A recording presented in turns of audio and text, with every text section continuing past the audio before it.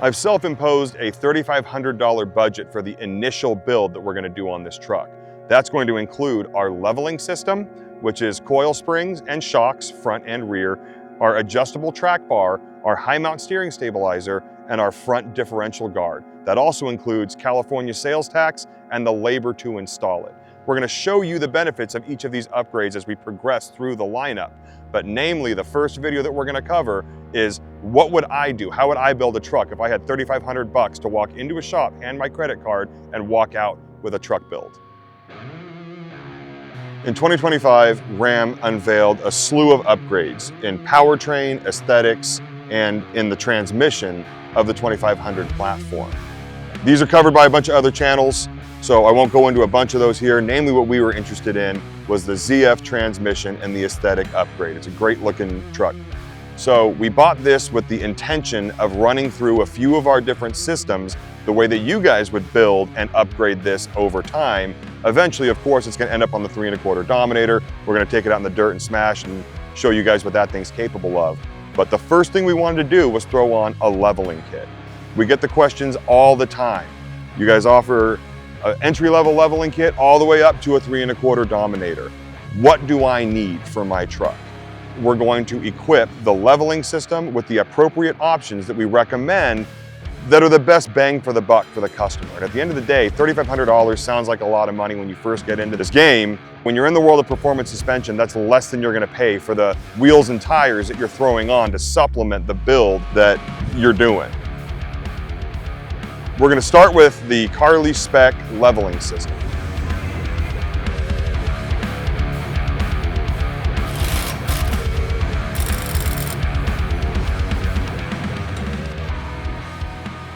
Check it out. When you're doing a Dodge, take your coil isolator, put it in first. The leveling system is going to include a set of coil springs in the front. These coils are a 2.5 inch lift.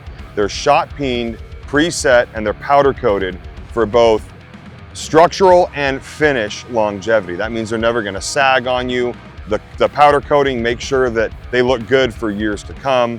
The shot peening and preset ensures that these are pre-fatigued, that it doesn't matter if you throw a snow plow on the front of this truck. When you pull that snow plow off and you take that additional weight off, they're going to pop right back up because they've already been fatigued to their lowest ride height. So when you put them on the truck, they're ready to rock and roll at 2.5 inches, and that's where they're going to stay for the life that they're installed.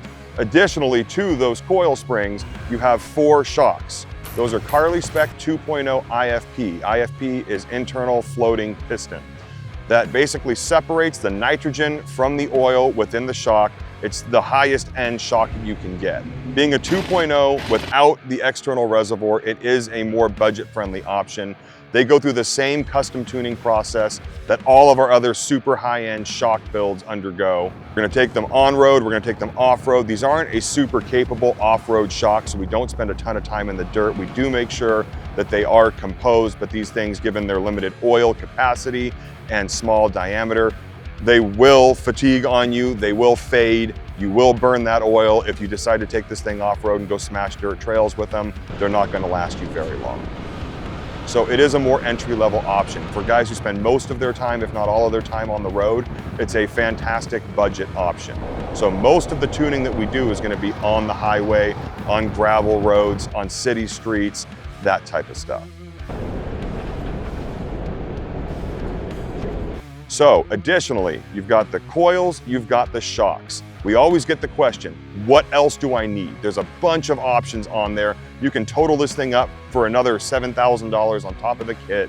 So which options make sense for me and my application? Here we're focusing on bang for the buck, not which options do we offer, but what's gonna offer you the most value for the money that you're spending. We always recommend the adjustable track bar. The track bar is the lateral link in the front suspension. It's fixed from the factory.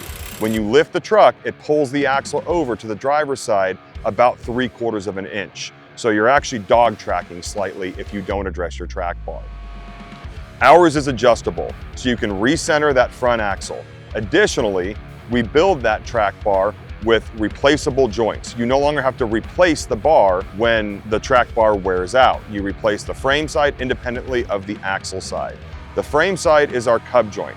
It's a 7/8 inch FK bearing PTFE lined uniball that has our vibration damping material around it. It's preloaded and pressed into an assembly.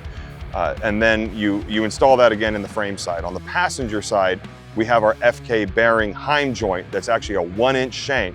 It's a massive, again, PTFE lined chromoly heim joint, and then that's secured to the bar by our jam-it nut. Our jam-it nut is a conical style jam nut that offers 100% more surface area on that torqued nut than a standard jam nut would.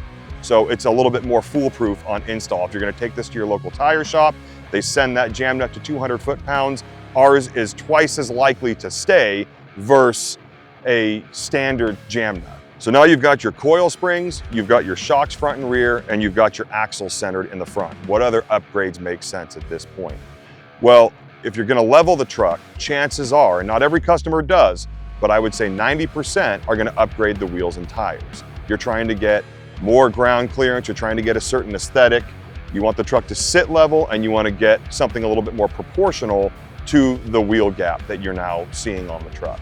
So we recommend a 37 by 13.5 tire. That requires a wheel that's ideally an 18 by 9, about a plus 18 millimeter offset, which is what we're gonna be putting on this truck. Well, that's going to be not only offsetting a little bit more than the factory wheel, but you're adding substantial weight. So the factory steering stabilizer is gonna be quite a bit more stress than it was in factory form with the super light wheel and tire combo that come on the factory vehicle. So we always recommend that you get a high mount steering stabilizer. Why the high mount versus the low mount? Well, your truck comes with a factory low mount. If you're on a budget, again, looking for bang for the buck, the high mount will supplement the factory low mount, where if you buy our lower steering stabilizer, you're replacing a perfectly good steering stabilizer on, in this case, a brand new 2025 Ram truck. So it's a more budget-friendly dual steering stabilizer option to leave the factory lower steering stabilizer and then run our high mount steering stabilizer to put 1 bar per link and have a true opposing setup on a budget. The last addition is going to be the front differential guard. The only reason I threw that on here, it's not necessary and it's really not bang for the buck, but I gave myself a fictitious budget of $3,500 to build this, and the cost of the leveling kit, the adjustable track bar, and the high mount steering stabilizer didn't get me there. So another cool addition that is really cheap insurance for the value that it offers is going to be our front differential guard. So my fictitious $3,500 budget includes all these parts plus California sales tax, and then because it's so simple of a bolt-in installation, we provided an estimate of about $600 given the local shop connections we have. That's what people would charge to install this, and that got us right to the $3,500 mark for the kit, tax, and installation. That's what you're walking out the door at $3,500 with your leveling kit, these options, aligned, installed, ready to rock and roll. The first thing that I did was suffer through 2,000 miles of driving a stock truck. Now that sounds funny to say, but at the end of the day, again, I've been piloting nothing but Carli suspended trucks for the past 15 years. So it's pretty underwhelming to drive a factory equipped vehicle. And honestly, I really didn't know what to expect by way of on-road, off-road prowess. These trucks have come a long way in on-road ride quality, interior refinements. So I was actually kind of excited to do this. In driving the truck around town, it's actually super civil. When you encounter small bumps, it absorbs it without issue. Even running these 65 PSI rated tires, I drop them down. They really don't like to be dropped down. That's more of a off-road tire thing, which we'll get to later. The on-road prowess of this truck is pretty impressive until you hit something sizable. When you hit something sizable, then you start to feel how spongy and bouncy the front end is. It's pretty soft in spring rate. It's even softer in shock valving. And then in the rear, you really feel the secondary rate of those coils kick in. So you'll feel the front start bobbing when you're on the freeway, you hit a big expansion joint. Whatever it is that you encounter that gets into that suspension cycle, you start to feel how uncontrolled it is in the front, and then how the rear just flat resists movement. You can't get into the shock valving because the rear coils are so miserably stiff. So the job of the leveling kit is to refine that as much as possible. because in the front, we're gonna add a little bit of damping to try to bring it up to the rear, and at the same time, try to maximize what we can get ride quality out of the rear. But at the end of the day, it's about chassis balance. We don't wanna tune the front to our softer rate coils and get something that's super compliant, and then you hit it in the rear and it jumps the back end of the truck. We need balance here. We want the front and rear of the truck to feel the same when we put our shocks on once we're done with the tuning process. I've had Fords that are Tremors. I've had all these other trucks that have this claimed off-road capability. I want to see what the stock truck can do, because I was actually surprised in the Tremor how much damping they put in the shock to be able to handle some medium off-road sized obstacles. Taking this truck off, it let me down. We took it in the dirt. Anything over a couple miles per hour, the thing got completely out of hand. In our test track, which you guys have seen through 100 other videos, where trucks are composed, running through their travel, this thing, wheels were off the ground, it was bucking, it was just all over the place. As we were testing this truck in the dirt, we actually swung a couple drifts to see what lateral forces would do to the truck, see if it would remain composed. And in the slow-mo filming that we did, we kept the tires not at 65 PSI, we had them at 50 in the front, 40 in the back. We almost watched the front tire debead in a simple drift. So at the end of the day, we need to beef up the wheels and tires to handle the same duty as we increase the capability of the suspension. So I wasn't out there looking to just donkey punch this thing and get likes on YouTube. I was out there trying to figure out what this thing can do. And of course we had the camera rolling because it could have been a one taker. And yeah, it didn't let us down. This thing looks pretty wild in the dirt when you try to pick up the pace because it's not capable at all. So our job is to fix that, again, through multiple stages. As we add products, we're gonna tell you what they did, rerun it, and then show you guys what this thing's capable of as we progress through the ranks here. With the leveling system we're gonna throw on here, obviously that's making room for bigger meets, and that is the end goal, is I wanna get 37-13.5s on here. I am a mud terrain guy. The same wheel and tire package is gonna live on this truck throughout the entire progression of the build. I need as much traction as I can get when I get into the higher end, more off-road oriented system. So for this build, we went with an 18x9 wheel plus 19mm offset, and then a Toyo 37-13.5 R18 tire. Wheel choice, in a commodity market of wheels nowadays, we have a lot of low pressure cast cheap $200 wheel options where, you know, those are the types of wheels where you need to carry a full-size spare on your bed as much for the wheel as you do for the tire. I'm not interested in that. That's actually degrading from factory quality. At the same time, we're starting on a more budget-oriented build here. I don't want to shoot for the moon and go to a $1,500 made in the USA monoblock forged wheel. There is a place for that in the higher end kits, but right in the middle, there's a lot of like hybrid forged wheels out there. Around the $400 to $600 mark. For this build, we went with a foundation 18x9 wheel with a plus 19mm offset. The plus 19mm offset puts that tire center line right where it needs to be to minimize trimming with a 37-13.5 tire on both lift heights of the 2.5 and 3.25 Carli systems. So after way too much time behind the wheel of the stock vehicle, behind me you'll see the updated truck with the 2.5-inch leveling kit, 37-inch tires, our adjustable track bar, high mount stabilizer, front differential guard, everything that we needed to achieve the aesthetic that you see behind me. This is exactly what we were manifesting when we purchased this truck. It may not be a dirt smasher yet, but overall, the look of this truck is exactly what we were trying to achieve. It looks kind of stock plus, not overly modded. At the same time, we added the SDHQ skid plate to the front bumper in place of the factory valance, giving it an even more high clearance look. Even though it was only lifted 2.5 inches, it has completely changed the look of this vehicle. What's changed by way of ride characteristics? I spent a lot of time behind the wheel of the factory vehicle, and then now our leveling system here. And again, the factory vehicle, driving it on the highway, driving it in the dirt, it didn't matter where it was kind of out of place. If I'm cruising city streets, hitting small bumps, no problem, that's where this thing wants to live. Anything at speed or larger than a very small bump, and it got pretty out of hand in the front, and then it resisted everything in the rear, so it was super imbalanced. Well, the leveling kit changes all of that. Now that it's got the 2.0 IFPs up front with our softer rate coil springs and the custom tuned IFPs in the back, we've achieved that chassis balance that we were originally looking for, in that whatever we hit feels the same in the front and back. That doesn't mean that the front is now stiff like the rear. It's composed pretty much everywhere. Do you feel everything in the truck? Yes, you still do. If there's a sharp edge where on the factory suspension I would hit it, the front would soak it up and bob, and the rear would hit it sharp, and then it would take a couple seconds for the truck to recompose. Now the front hits it and absorbs it. It takes that sharp edge and it rounds it, but immediately returns to where it needs to be for me to retain control of the vehicle. The rear hits it and the same thing. It is a little bit sharper than the front, but it is impossible to fully balance it. But the drive characteristics of how it is now are night and day. This thing is comfortable, it's controlled, it has a better presence aesthetically, and when you're driving it, it feels better. The 37-inch tires are a huge help with that portion because they are also a big part of the lift.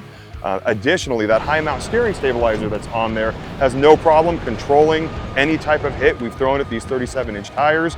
The steering is completely numb, the truck is aligned. Everything drives like a stock but slightly larger vehicle with just more of a presence. The faster you go and the more messed up your freeways, and in Southern California we've got the worst of them, that's when you really start to notice how imbalanced this chassis is. On my commute to work, for anybody that's familiar with our freeways, the 91 freeway, so it's the 91 east to the 15 south, there's some pretty good rollers that will challenge a factory suspension. The shots that we took before of this thing in stock form, you'll see us hit a bump, and it's hard to make it come through in film how it feels in the truck. But it felt like I was getting air in the truck and it would just bob, continue bobbing down the road. After we put the Carli leveling system on there, it just hits and sets. So the truck remains totally controlled, and in the after shots, you really can't see anything happening in the Carli version of that video. You have to look, but there's a car driving next to me, which was a perfect situation for a point of reference, because that car just continues bouncing next to me as this truck hits, sets, and remains totally composed. So overall, the on-road prowess of this vehicle has come full circle. Now it feels perfectly comfortable on the road. And off-road is kind of a funny conversation, because I opened the video with, this isn't some off-road pounding machine, whatever, you gotta be super careful with IFPs in the dirt. Well, that even applies to me, because the problem is you now have dampers that have control in them by the way that we've engineered the valving. So we took it out in the dirt, and I was extremely impressed with what this thing was capable of. Now, capability doesn't necessarily equate to off-road performance, well, at least not for very long. There's valving in here that controls the vehicle. Individual hits were no problem. The things that sent us airborne in the factory truck, going medium speed over these off-road obstacles, were really not interruptive to the driving experience, even going faster with the Carli system on. But again, it is a 2.0 IFP shock. These are short on oil capacity, and they're very narrow diameter cylinders relative to, say, a 2.5 or a 3.0 or something like that. With a larger physical body and a larger oil capacity, the oil will heat up quicker with the valving that's in it. So it's gonna feel really good for a very short duration. That oil is gonna heat up and the shock will start to fade. The point is to say this is not an off-road oriented system, but the additional control that we've put into the dampers when custom valving them actually make this a pretty solid dirt performer for a very short duration. If you're on a fire trail or something and you're hitting moderate speeds, this will be able to tackle it no problem. You're going to increase your service interval because it is a more severe use case, but the point is you can now hit a lot more with this truck in Carli form than you could with the factory dampers. We've showed you guys what we would do with a $3,500 budget, and we perfectly accomplished that end result. Now we're gonna take the limit off the budget. We're gonna show you the kit that we would build if we were given the limitation of a 2.5-inch lift height with no holds barred on the budget. That means adding our 2.5 Pathfinder shock package, torsion sway bar, the fabricated radius arms, the low mount steering stabilizer to supplement the high mount that we added in this round. But it's a much more comprehensive build where we're focused more on lift height and drive intent, both on and off road, and loaded with that larger damper than it is on restricting to a certain budget. This is the truck that we want to build at a 2.5-inch lift height. So stay tuned, and we appreciate you guys tuning into this video.